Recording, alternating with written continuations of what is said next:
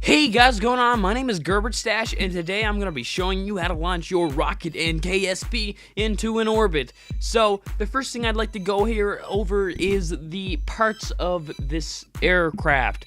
So, you have your basic rocketry stuff like your rocket thingies, you have your fuel canisters and all this other stuff, you have your decoupler, you have your mouse, you have parachutes, because if you don't have a parachute, you die. And those yellow things there you see are fuel thingies.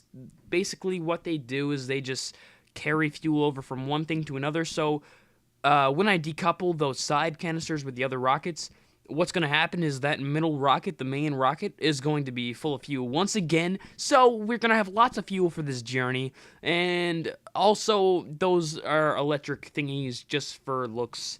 But yeah, so basically this rocket design that I have here, it's not too complicated, but it's definitely not for the first timers here, because it does require a little bit of Kerbal knowledge, I suppose. But yeah, so let's go ahead now and let's launch this rocket into outer space.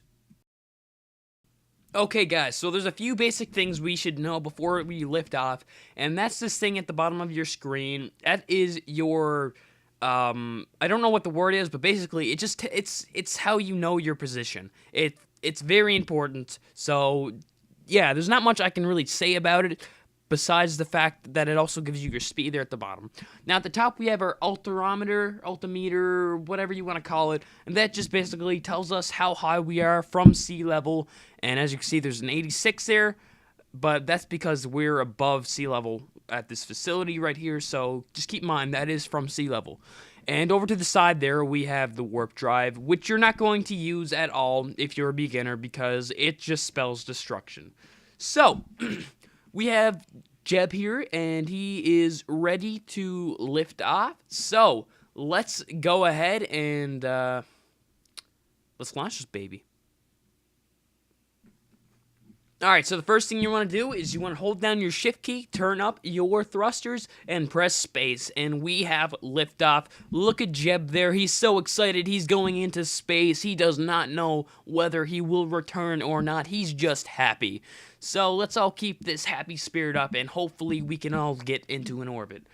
So what you want to have done while you're lifting off here from the space panel or whatever, the first thing you want to do is you want to have your T key press, and that turns your SAS on, which basically just stabilizes your aircraft. It will not shake or anything. It'll stay in the position you left it in. So that is always a good thing to do when you lift off, because then you can lift off straight. So as you can see down there in the bottom of your screen, our speed is increasing. We are going straight up from that circle ball you see down there, and we are currently 6,000 feet.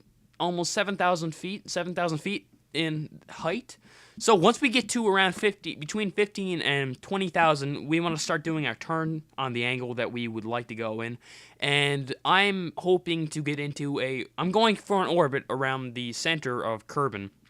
So what I'm going to do is I'm going to turn to that 90-degree angle, and I'm going to wrap my orbit around the 90-degree equatorial thingy or whatever. But once you get to a certain speed between 2,500 or 250 and 300 and 350, you're going to want to start turning your speed down slowly until you're about half thruster speed or whatever. And the reason why you do this is it's just to save fuel, and that's solely it. You don't have to do this. This is just my personal preference there. So open up your map there, and you'll have this on your screen. And you're probably wondering, what is that AP? And AP actually stands for apoapses, and that is how far, that is the furthest point you are from the Earth. So your apoapses is how far away you are from the Earth, and that's the furthest point in an orbit. So there's two halves to that, actually. There's more than two. Oh, no. What? I blew up a thruster, but that's okay, because I'm still good. But, there's Mun. Yeah. But, anyways, once you get to a certain height, you just turn like I did, around 30,000, 40,000 feet. You just turn completely on a left angle, just turn completely 90 degrees until that you're on that circular mark on that little ball. And you keep thrusting until you get to a certain point.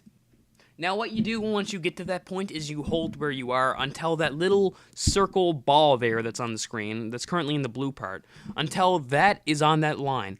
And as you can see, my orbit's increasing, and so is the apoapses. So what that means is my orbit is now extending more so outwards. So what we're going to do now is we're going to press X, we're going to shut off the engines, and the reason why we do this is because we're trying to conserve fuel here, because I don't have an extremely fuel prosperous rocket. I do have lots of fuel left, but I'm just doing this to show you guys because this is something you're going to need for the future. Because if I kept increasing my orbit from where I am and kept boosting, sure, I'm going to get into an orbit, but my apoapses is going to be off and close to the Mons orbit, if not further out, and that could screw a lot of things up. And so my periapses, which is going to be the other side, the lowest point of my orbit, and that would be close to the Kerbin, which is not necessarily a good thing when you're going for a circular orbit. So what you do now is you just speed up to get around your apoapses, and now we're going to look back at that little ball in the circle, or the bottom of your screen. So there's two little circles, and as you can see, there's that yellow one. It kind of looks like a plane or a rocket ship in itself. So what that is that is the direction your orbit is in. So that is the way you're going. That would be straight. So when the tip of your spacecraft is pointed towards that, that is the direction you could basically say you're following around Kerbin at. So on this other side, there's also a ball, and it looks the same, except it has an X going through it, as you can see down here. And that is the exact opposite of the other ball. And that is the opposite direction that you are orbiting around. So when you want to slow it down, you turn to that way and you boost your rockets. But if you want to speed up and increase in orbit or something, while you're at the apoapses, you turn to this ball, you increase your speed, try to get it on dot there.